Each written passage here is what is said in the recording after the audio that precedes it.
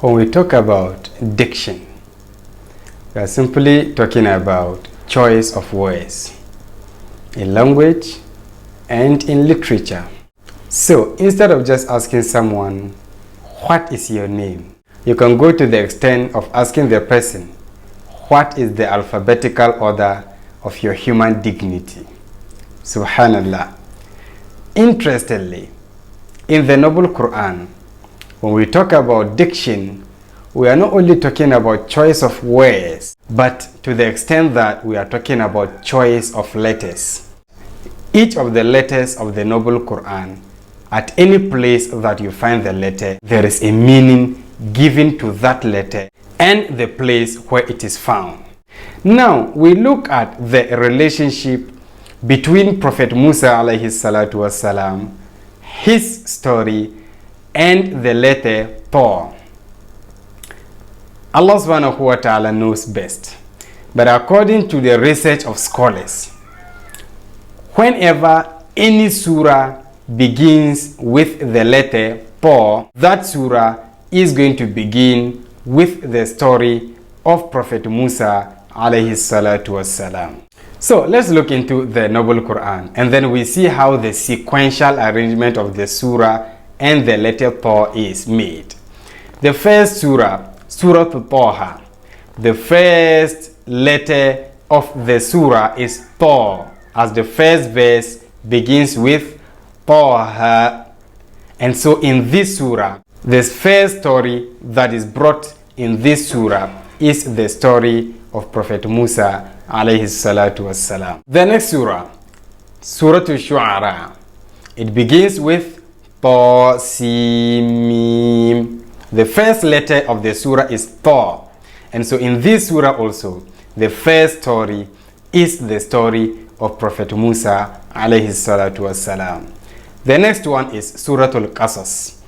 Surah Al-Qasas also begins with Ta Sin Mim. The first letter is Ta, and the first story of the surah is the story of Prophet Musa alayhi salatu wassalam. And the last surah, Surah An-Naml. Surah An-Naml also begins with Ta Sin. The first letter is Ta, and in this surah also, the first story is the story of Prophet Musa alayhi salatu wassalam. Now, let's look at the relationship between the letter Taw and the mission and message of Prophet Musa alayhi salatu wassalam. It is well known that Prophet Musa alayhi salam was sent to Fir'aun, the cursed one, and his people. Now, Allah subhanahu wa ta'ala mentioned in 3 distinct verses of the Noble Quran, which gives us an indication between the relationship of Prophet Musa, his message, and the letter Taw. Allah mentioned in Surah Taha, the verse number 24, Allah subhanahu wa ta'ala said, "Idhhab ila fir'auna innahu tagha." Go to Fir'aun and give him my message. Innahu tagha, he has transgressed. And then in verse number 43, still in the same surah Taha, Allah subhanahu wa ta'ala said, at that time, Prophet Musa alayhi salam was in the company of his brother Harun. Allah subhanahu wa ta'ala said, "Idhhaba ila fir'auna innahu tagha." The two of you should go to Fir'aun and preach to him. Innahu tagha. He has transgressed the boundaries of Allah subhanahu wa ta'ala. And in the last instance, in Surah Al-Nazi'at, Allah subhanahu wa ta'ala said to Prophet Musa alayhi salam, "Idhhab ila fir'auna innahu tagha." Go to Fir'aun and preach to him. Innahu tagha. He has transgressed the boundaries of Allah subhanahu wa ta'ala. Now, in these 3 verses, Allah subhanahu wa ta'ala used only one word to describe the habit of Fir'aun. He said, "Innahu tagha, innahu tagha, innahu tagha, innahu tagha." And the actual word is tagha, and the word begins with the letter Ta. Allah subhanahu wa ta'ala knows best. But according to scholars, this letter Pa is actually having a relationship with Prophet Musah alayhi salatu wassalam due to the message that he was supposed to bring to Fir'aun, because Fir'aun, Pogo, he has transgressed. And that word begins with the letter Pa.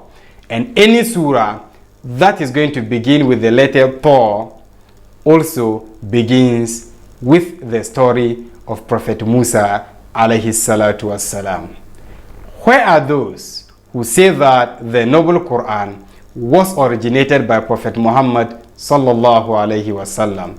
Allah subhanahu wa ta'ala said in the noble Qur'an, to those who think that the noble Qur'an was originated by a human being, and in this context Prophet Muhammad sallallahu alayhi wasallam, Allah has challenged them that they should go and bring a book like the noble Qur'an.